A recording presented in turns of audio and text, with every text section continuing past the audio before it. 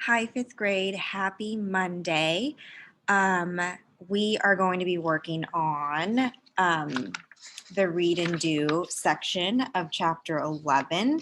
And today you will be summarizing the personal backgrounds of 6 prominent colonists and create rallying cries to express the points of views of patriots and loyalists. So your teacher may start today's lesson with finishing up the reading notes in your interactive student notebook. So please make sure you have completed page 68 and 69 in your interactive student notebook. And then we can get started with the read and do section. So for this lesson, you will need your interactive student notebook, something to write with, and then be logged into TCI. All right. Let's get started with read and do. We're going to start by looking at this image. What do you see here?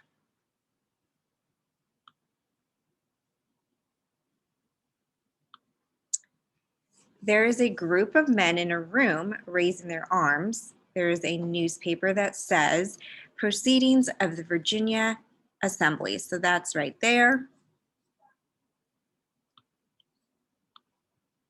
Which figure is in the center of the scene? So who is in the center of this scene?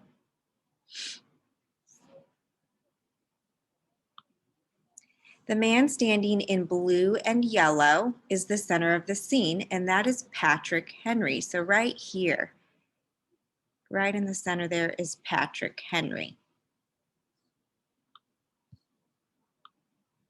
What do you think this man is doing? So what do you think Patrick Henry is doing in this picture?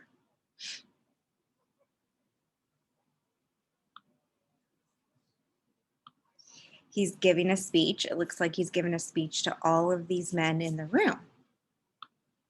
How are the men around him reacting? Do they look upset? Are they maybe debating at something? What do you think is going on there? How are they reacting?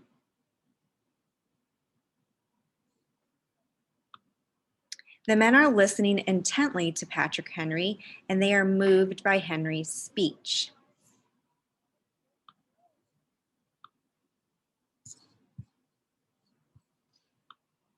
Patrick Henry created great support for the patriot cause through his speeches.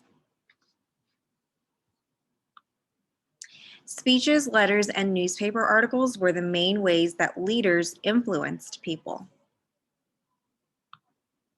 Patrick Henry's skill as a public speaker made him an important and powerful man.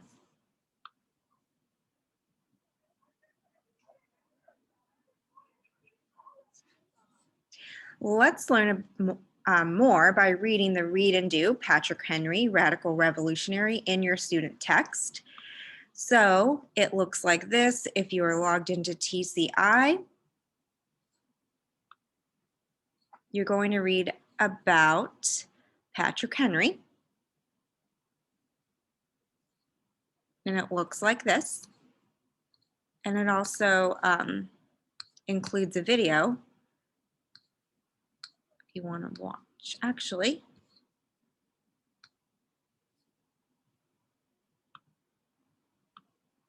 sorry. You can watch the video or you can read it on your own. So go ahead and pause the video now so you can read about Patrick Henry and press play when you are ready to continue. Welcome back. Now that you've read about Patrick Henry, we are going to look at one of his famous speeches that he made in March 1775. So go ahead and open up your interactive student notebook to page 70.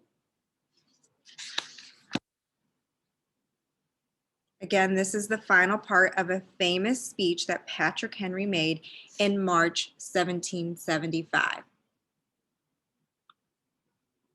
Let's read it together. Gentlemen may cry, peace, peace, But there is no peace. The war has actually begun. The next gale that sweeps from the north will bring to our ears the clash of resounding arms. Our brethren are already in the field. Why stand we here? Why stand we here idle? What is it that gentlemen wish? What would they have?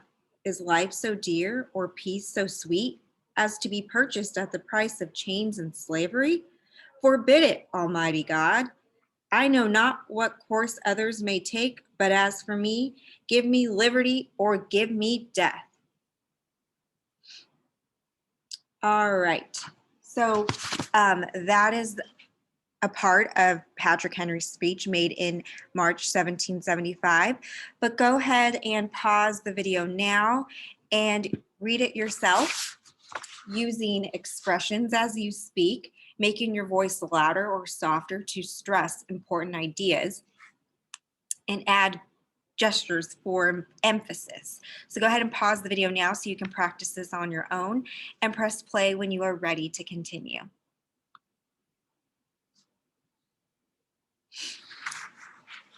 All right. What do you think that the speech means?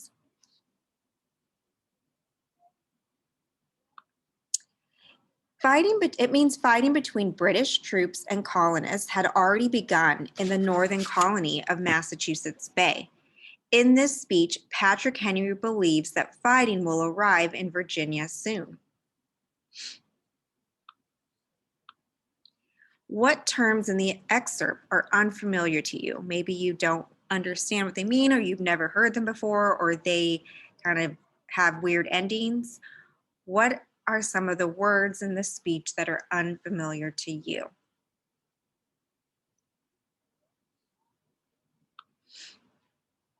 If you didn't know what a gale is, it's a strong wind, and you may have not known or ever heard of brethren, but that means brothers.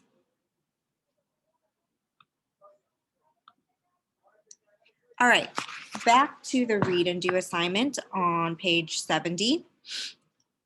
Let's take a closer look at that. You should have already practiced reciting the speech using different tones and volumes to create drama in this speech. Patrick Henry's words became a rallying cry. Create your own rallying cries for the Patriots and the Loyalists. Work with a partner to come up with brief sentences that would inspire each group of colonists. So since you're watching this on your own, you're not going to work with a partner, but you are going to come up with some brief sentences that would inspire each group of colonists. So you're going to be creating your own rallying cries. And you're going to write them in your notebook at the bottom of page 70. It says, Patrick Henry's words, "Give me liberty or give me death," became a rallying cry or call to action for the Patriots. Again, you're going to come up with one phrase or slogan like the "Give me liberty or give me death" for each, one for the Patriots and one for the Loyalists. So make sure it's brief but inspiring, just like Patrick Henry's words, and write them in the lines below. So you're going to write the Patriots rallying cry here and the Loyalists rallying cry there. Remember to be dramatic in your call to action. When you have finished your rallying cries for the Patriots and the Loyalists, you can go ahead and go to the assignment in Google Classroom and click Turn In. Thank you, 5th grade.